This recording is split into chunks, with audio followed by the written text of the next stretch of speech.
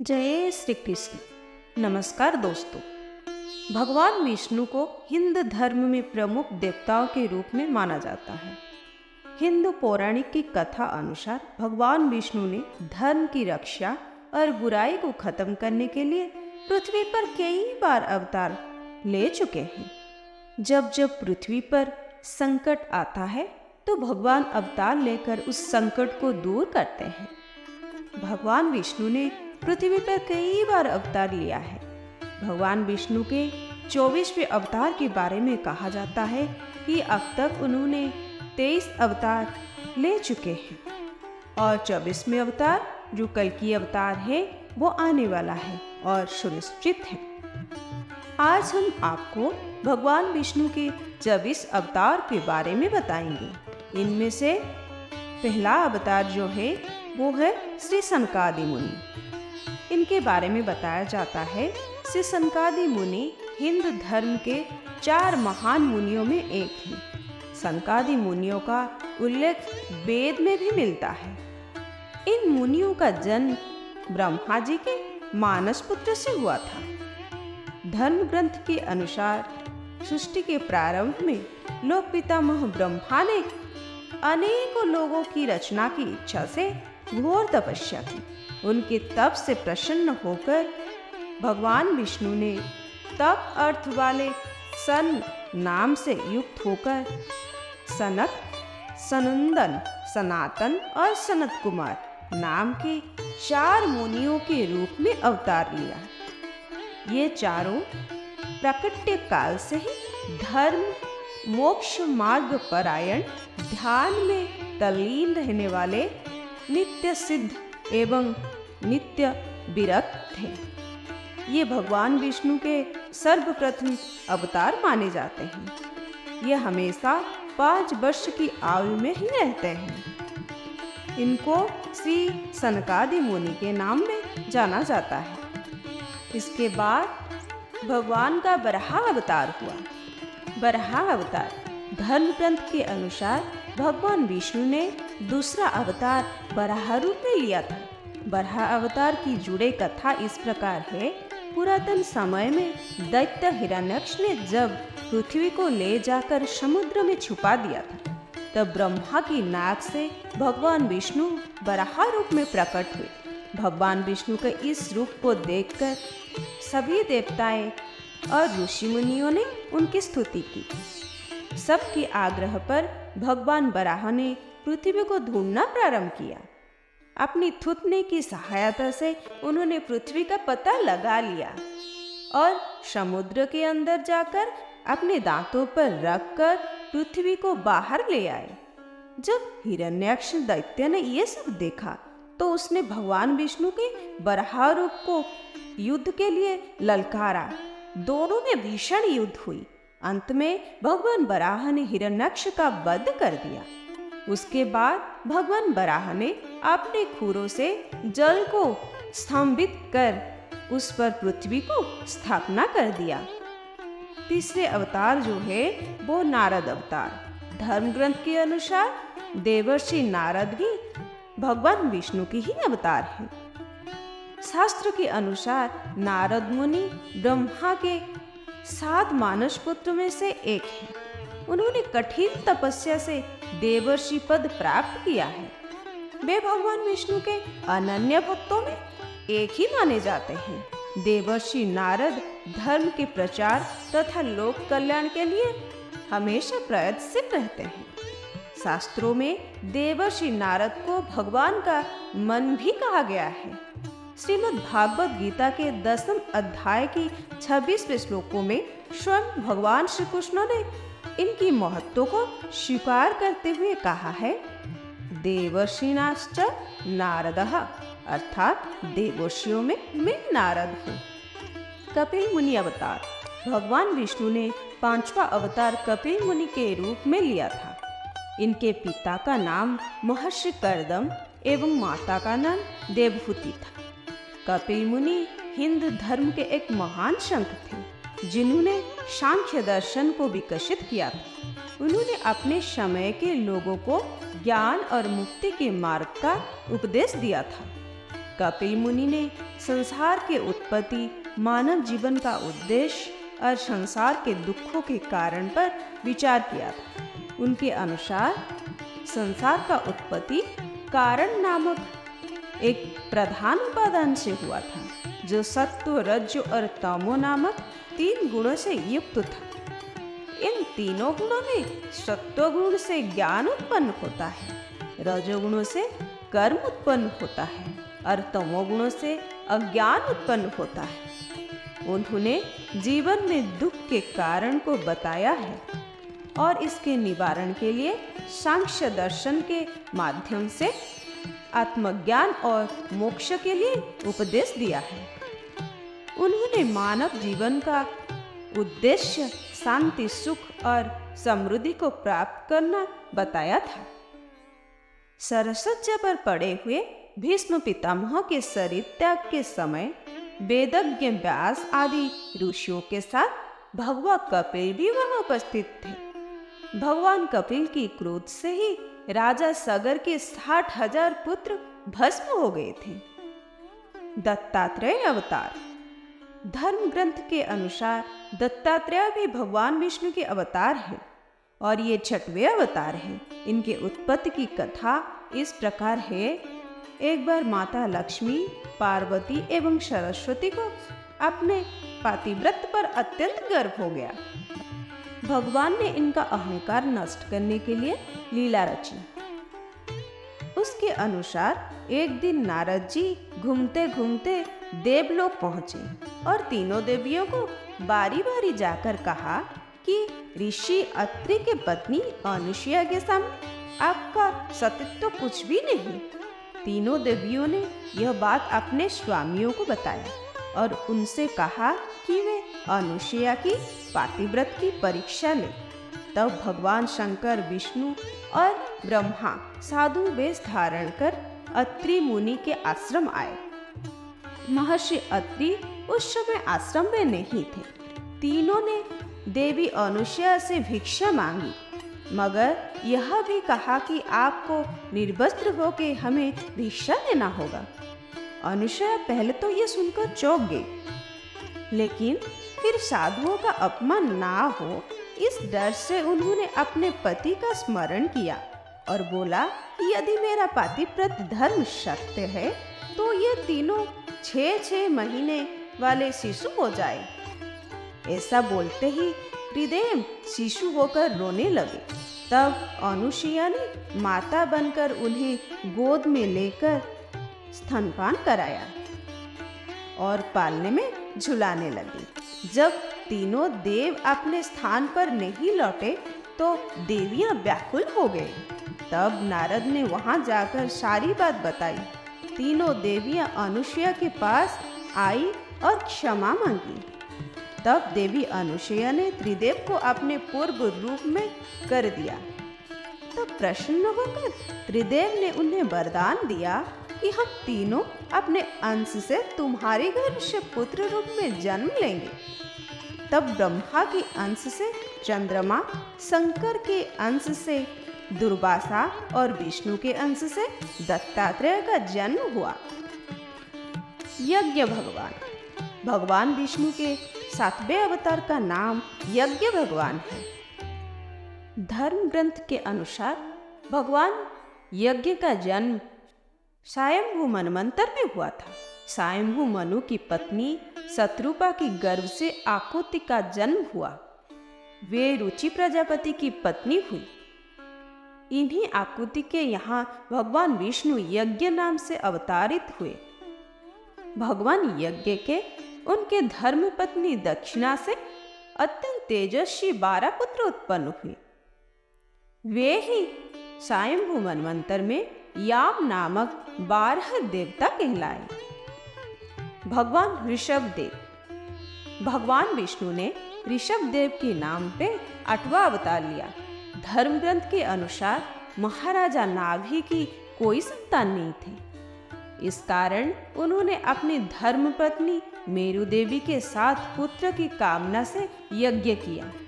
यज्ञ से प्रसन्न होकर भगवान विष्णु स्वयं प्रकट हुए और उन्होंने महाराज नाभि को वरदान दिया कि मैं तुम्हारे यहाँ पुत्र रूप में जन्म लूंगा। वरदान के अनुसार कुछ समय बाद भगवान विष्णु महाराजा नाभि के यहाँ पुत्र रूप में जन्मे। पुत्रों की अत्यंत सुंदर सुशोभित शरीर, कीर्ति, तेज, वीर्य, ऐश्वर्य, यश, पराक्रम और शूरवीरता आदि गुणों को देखकर महाराजा नाभि ने उनका नाम ऋषभ अर्थात श्रेष्ठ रखा। आदिराजा पृथु, भगवान विष्णु के एक अवतार का नाम आदिराजा पृथु है। धर्म ग्रंथ के अनुसार स्वयंभू मनु के वंश में अंग नामक प्रजापति का विवाह मृत्यु की मानसिक पुत्री सुनीता के साथ हुआ। उनके यहाँ बेन नामक पुत्र था। उसने भगवान को मानने से इनकार कर दिया और स्वयं को पूजा करने के लिए कहा। तब महर्षियों ने मंत्र उत्कुशों से उनका वध कर दिया। तब महर्षियों ने पुत्रहीन राजा वेन की भुजाओं का मंथन किया, जिससे पृथु नामक पुत्र उत्पन्न हुआ। पृथु के दाहिने हाथ में चक्र और चरणों में कमल का चिन्ह देखकर ऋषियों ने बताया कि पृथु के रूप में स्वयं श्रीहरि का अंश अवतरित हुए हैं। मत्स्य अवतार। पुराणों के अनुसार भगवान विष्णु ने सृष्टि को प्रलय से बचाने के लिए मत्स्य अवतार लिया था। इनकी कथा ऐसा है कि कृत युग के आदि में राजा सत्यव्रत हुए। राजा सत्यव्रत एक दिन नदी में स्नान कर जलांजलि दे रहे थे। अचानक उनके अंजलि में एक छोटी सी मछली आ गई। उन्होंने देखा तो सोचा वापस सागर में डाल दूं, लेकिन उस मछली ने बोला, आप मुझे सागर में मत डालिए, अन्यथा बड़ी मछलियां मुझे खा जाएंगी। तब राजा सत्यव्रत ने मछली को अपने कमंडल में रख लिया। मछली और बड़ी होने लगी तो राजा ने उसे अपने सरोवर में रखा। तब देखते ही देखते मछली और भी बड़ी हो गई। राजा को समझ में आ गया कि यह कोई साधारण जीव नहीं है। राजा ने मछली से वास्तविक रूप में आने की प्रार्थना की। राजा की प्रार्थना सुन साक्षात 4 भुजाधारी भगवान विष्णु प्रकट हो गए और उन्होंने कहा कि यह मेरा मत्स्य अवतार है। भगवान ने सत्यव्रत से कहा, सुनो राजा सत्यव्रत, आज से 7 दिन बाद प्रलय होगा। तब मेरी प्रेरणा से एक विशाल नाव तुम्हारे पास आएंगी। तुम सप्त ऋषियों, औषधियों, बीजों एवं प्राणियों के सूक्ष्म शरीर को लेकर उसमें बैठ जाना। जब तुम्हारी नाव डगमगाने लगेगी तब मैं मत्स्य रूप में तुम्हारे पास आऊंगा। उस समय तुम बासुकी नाग के द्वारा उस नाव को मेरे सिंग में बांध देना। उस समय प्रश्न पूछने पर मैं तुम्हें उत्तर दूंगा, जिससे मेरी महिमा जो परमब्रह्म नाम से विख्यात है तुम्हारी हृदय में प्रकट हो जाएगी। तब समय आने पर मत्स्य रूपधारी भगवान विष्णु ने राजा सत्यव्रत को तत्व ज्ञान का उपदेश दिया, जो मत्स्य पुराण के नाम में प्रसिद्ध है। कूर्म अवतार।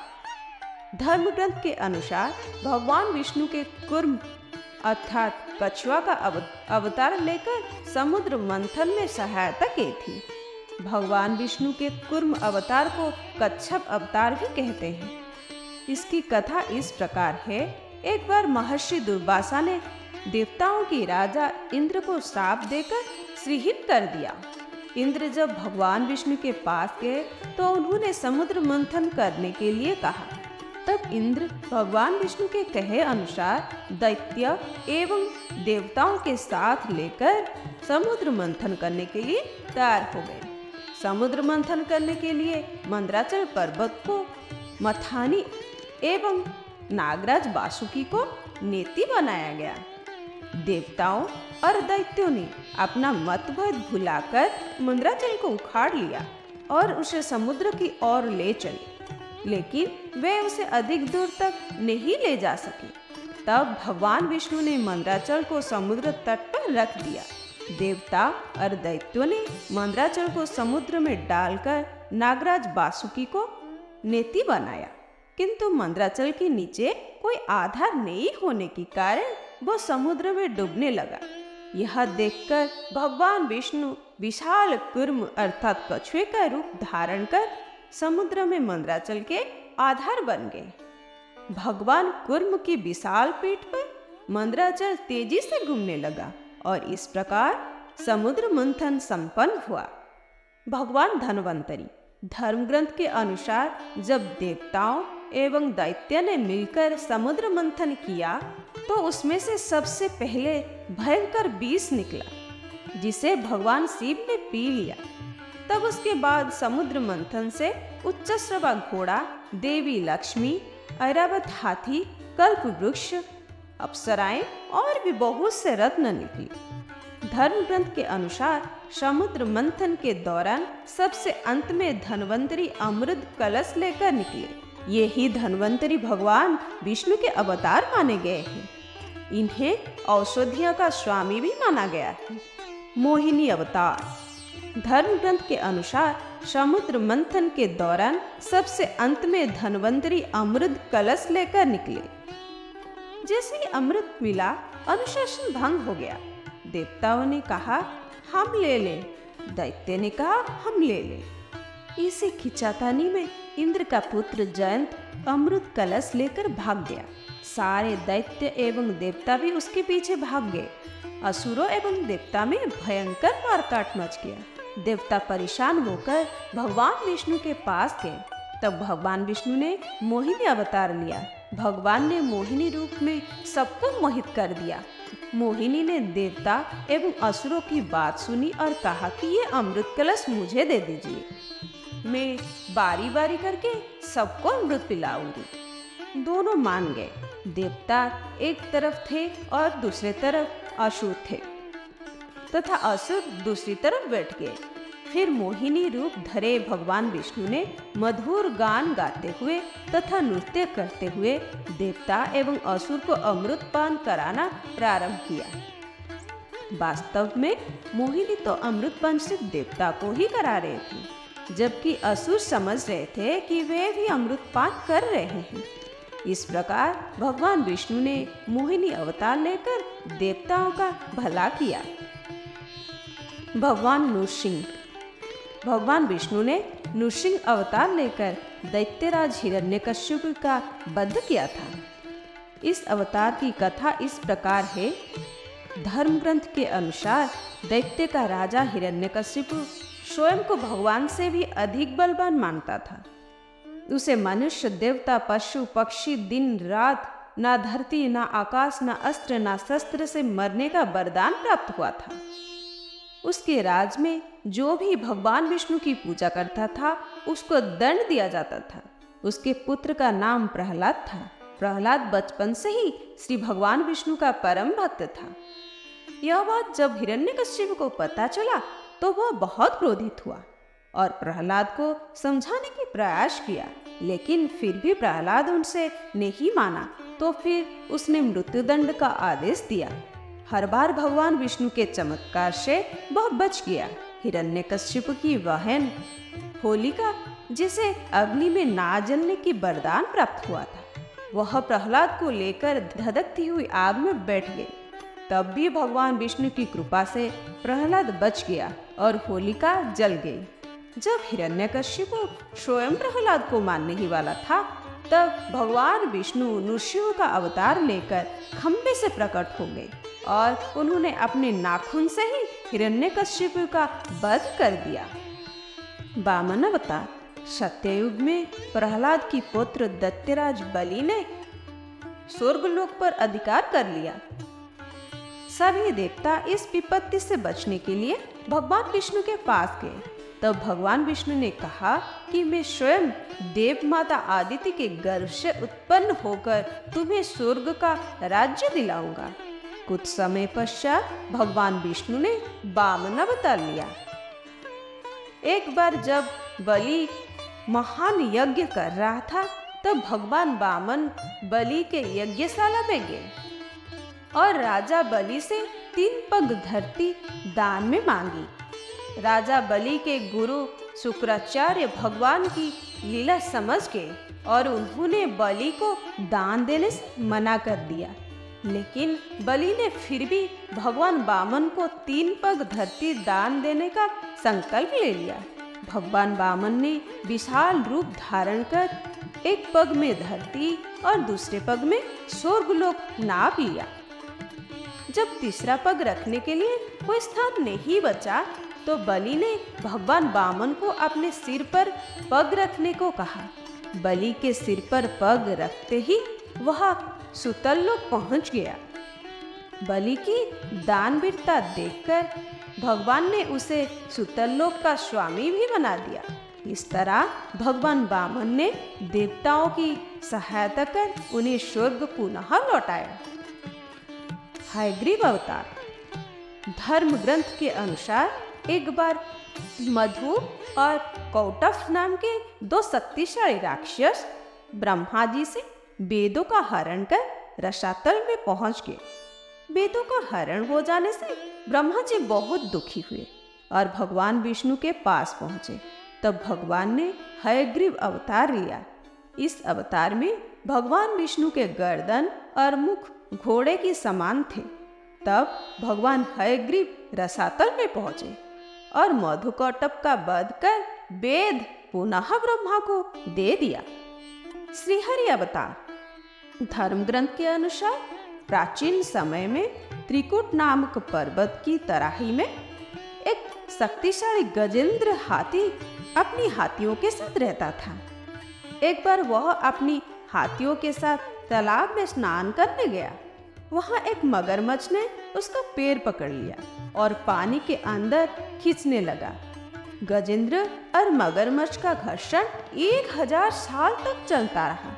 अंत में गजेंद्र शिथिल पड़ गया और उसने भगवान श्रीहरि का ध्यान किया।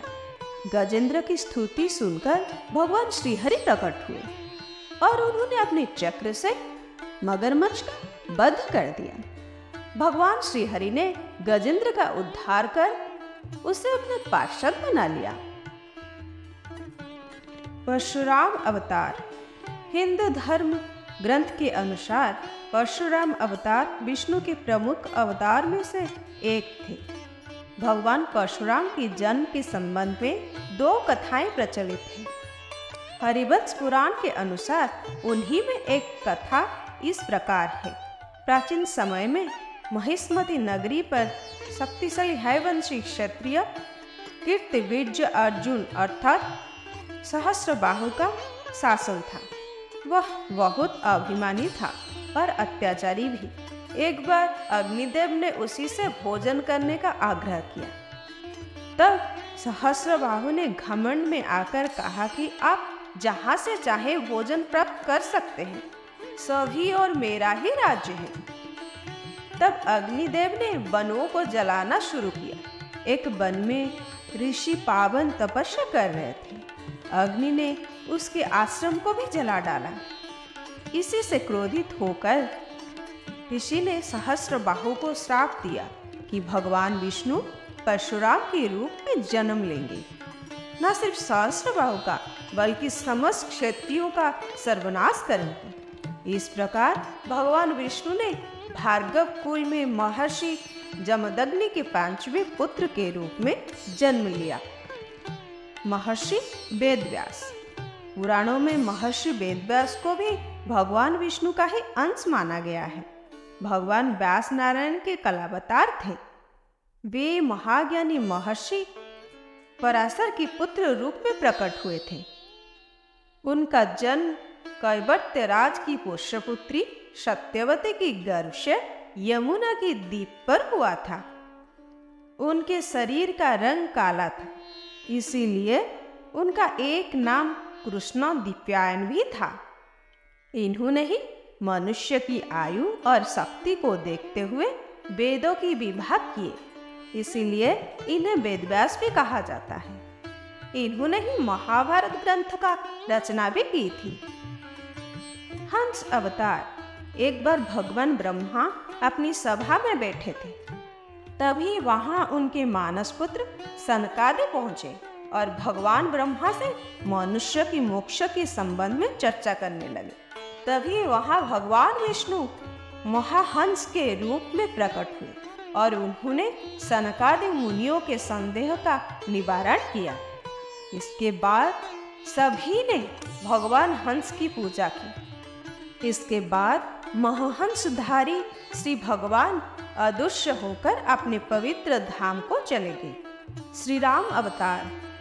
त्रेता युग में राक्षस राज रावण का बहुत आतंक था। उसी से देवता भी डरते थे। उसके वध के लिए भगवान विष्णु ने राजा दशरथ की यहाँ माता कौशल्या के गर्भ से पुत्र रूप में जन्म लिया। इस अवतार में भगवान विष्णु ने अनेकों राक्षसों का वध किया और मर्यादा का पालन करते हुए अपना जीवन यापन किया। पिता के कहने पर वनवास गए। वनवास भोगते समय राक्षस राज रावण उनकी पत्नी सीता का हरण कर लिया था। सीता की खोज से भगवान लंका पहुंचे। वहां भगवान श्री राम और रावण का घोर युद्ध हुआ, जिसमें से रावण मारा गया। इस प्रकार भगवान विष्णु ने राम अवतार लेकर देवताओं को भयमुक्त किया। श्री कृष्ण अवतार। द्वापर युग में भगवान विष्णु ने श्री कृष्ण अवतार लेकर अधर्मियों का नाश किया। भगवान श्री कृष्ण का जन्म कारागार में हुआ था। इनके पिता का नाम वासुदेव और माता का नाम देवकी था। भगवान श्री कृष्ण ने इस अवतार में अनेक चमत्कार किए और दुष्टों का सर्वनाश किया। कंस का वध भी भगवान श्री कृष्ण ने ही किया। महाभारत युद्ध में अर्जुन के सारथी बने और दुनिया को गीता का ज्ञान दिया।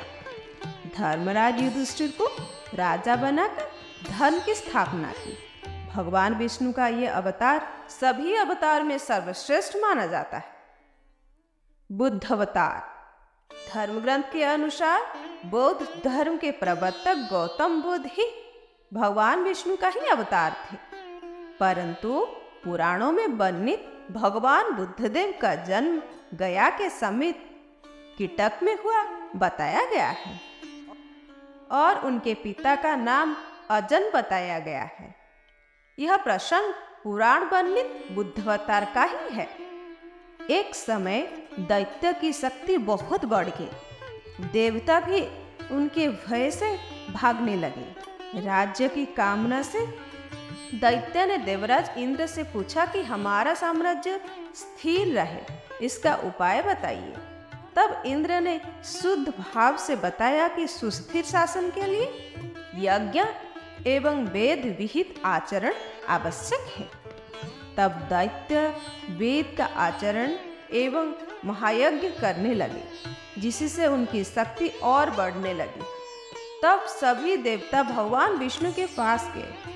तब भगवान विष्णु ने देवताओं के हित के लिए बुद्ध का रूप धारण किया। उनके हाथ में मार्जनी थी और वे मार्ग को बुहारते हुए चलते थे। इस प्रकार भगवान बुद्ध दैत्यों के पास पहुंचे और उन्हें उपदेश दिया कि यज्ञ करना पाप है।